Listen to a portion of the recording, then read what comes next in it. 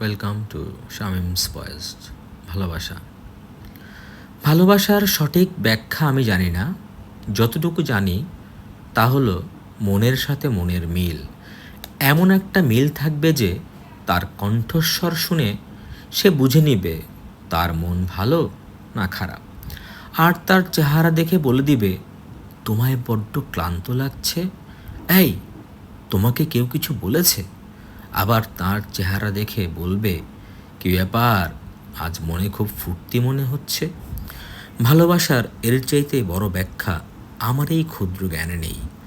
শুধু এইটুকু বলবো, ভালোবাসার মানুষগুলো পূর্ণতা পাক তাদের জীবনে, অমর হয়ে থাকুক ইতিহাসের পাতায় তাদের ভালোবাসা।